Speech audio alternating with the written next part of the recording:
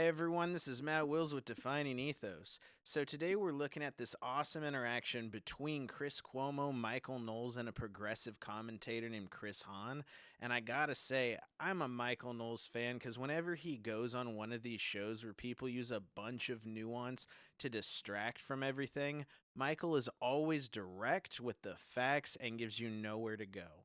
So they start out on the protest, but this gets so good when they start talking about Don Lemon's arrest. Well, look, I think the only arguments that Trump responds to are economic ones, right? So if these protesters are successful in damaging the economy, albeit temporarily, Trump will react. So damaging your own city's economy is successful protest now? It has been his MO. Once markets start taking a dip, he changes his mind. That's where they get taco from.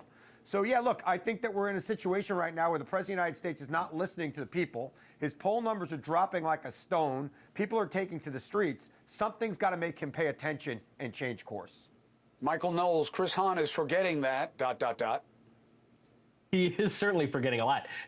It's not going to work. They're free to go out there and protest. I think the House Democrat leadership is a lot smarter than these activists. The House Democrat leadership told the members, do not go to Minnesota because they know it's a losing issue for them. That was leaked by Axios, by the way, not some right-wing outlet. Trump's approval specifically on the mass deportations is 55% right now. Specifically among Hispanics, his net approval is 8 points plus. He's at 53%. So this is working pretty well.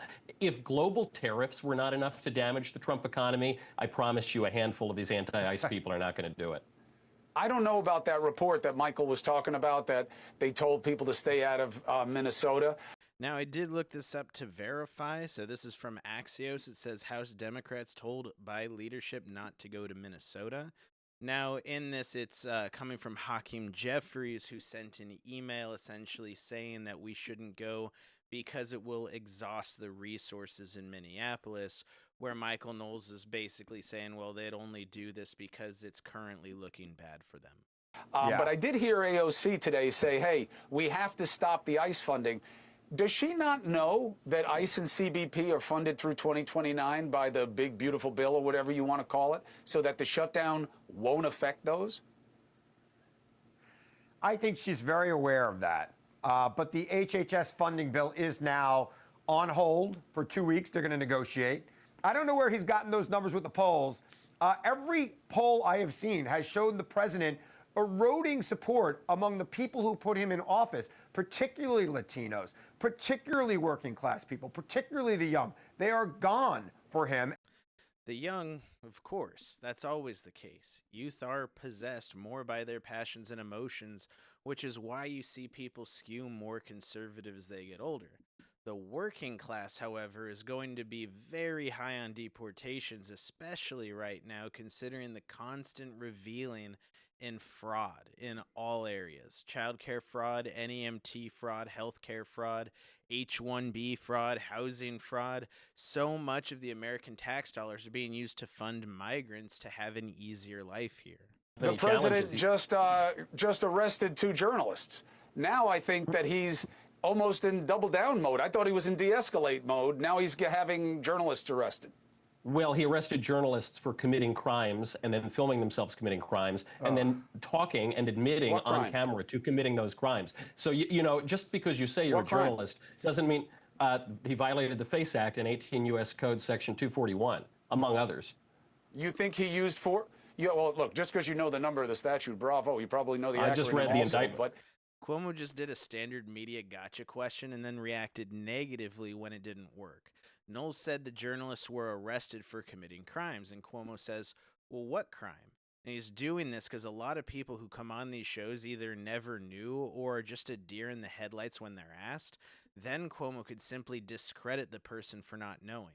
Michael Knowles knew the exact crimes, and then Cuomo says, just because you know the statute and the number, bravo. So he didn't get what he wanted, so he just mocks him instead. they also want to throw the Ku Klux Klan Act after him. The indictment, as a lawyer, let me tell you, not an impressive document. And you should read into why that felony complaint that they tried originally got signed. Well, no, they're worried. They're worried about the application. They're worried about the application. They like Don Lemon. How did Don Lemon or Georgia Fort use force or intimidation? How did they use force or intimidation? Fundamental part of the mens rea of that statute. How? Chris, I think it's laudable that you want to defend your friend. Don Lemon said on camera that the purpose of the event that he was actively participating in was to traumatize people. And he said that is good. That is what that is for. He went in there, he admitted on camera, you're believing the woman who organized it for some reason. You're not believing Don Lemon, your own friend. He said that he knew a secret. He knew about what they were doing in advance. He wouldn't say it on camera. He served coffee to his fellow activists in there. He violated the FACE Act. He conspired against rights. And this is a very important point. You cannot claim First Amendment protections while you actively violate the First Amendment rights of others. My friend, Chris Bell, his wife, Joan Bell, was in prison for 27 months over this for an abortion clinic. It is the job of a journalist to gather information. I didn't like that either. It is not the job of a journalist to share it with the state. It is the job of the journalist to report on information. And sometimes they have information about something that's going to happen before it happens. But they're not there to rat on the people that they are reporting on. They're there to They're cover usually not there the to event. participate in the crime either. I mean, I saw him interviewing people within the church after the event. It seemed like a journalist to me. Look, for the FACE Act, both of you guys should know you need to use force or intimidation. I am not defending Don Lemon, okay? Certainly not because he's my friend. I don't like the choices he made. I don't like the choices he's been making to get paid. That's my opinion. But it doesn't make him not a journalist. Chris, let me ask you about a practical application of the FACE Act. You've got to treat him like that. Now, this is a standard thing Cuomo's been saying since Lemon's arrest. I don't like the choices he made. And Cuomo has expanded on this in more detail before saying that Lemon essentially does a bunch of rage bait content. But this talking point is an appeal to the moderate. I don't agree with what he does or why he does it. That's a nuanced position, so people who aren't polarized will follow you there. Then he moves you from the nuance to Lemon is just a journalist and didn't commit any crime. So he's pulling you into the moderate position to move you into what he really wants. Let me ask you about a practical application. Joan Bell, 74-year-old grandmother, was praying and demonstrating at an abortion clinic. Whatever Don Lemon was doing outside, in, and afterward at that church, I promise you was much more forceful than whatever 74-year-old Joan Bell was doing. She was sentenced to 24 months in prison for the exact same charges. There she was protesting infanticide. She wasn't terrorizing little kids in a church like Don Lemon and his buddies were doing. It's laudable that you want to defend him. I don't think Don Lemon was doing that. And I think, first of all, Michael, don't patronize me. If you know anything about my history with Don, you know this is about something bigger for me than him. What I'm saying is, I think two wrongs don't make a right. I didn't like that case.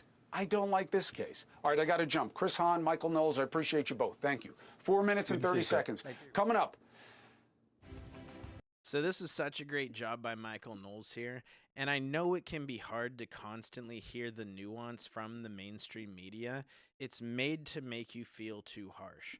But here's the thing, when the shoe's on the other foot, there's no nuance. No one said a word when Nick Sortor was arrested in Portland documenting the riots, and no one clutched their pearls when Biden's FBI went through all of James O'Keefe's stuff. It's all cut and dry. Even with the ICE shootings, they didn't say, oh, we need to see body cam footage and maybe there's previous footage or we could look into their backgrounds. The entire left raced to make saints and icons out of these people. They play both sides of the coin.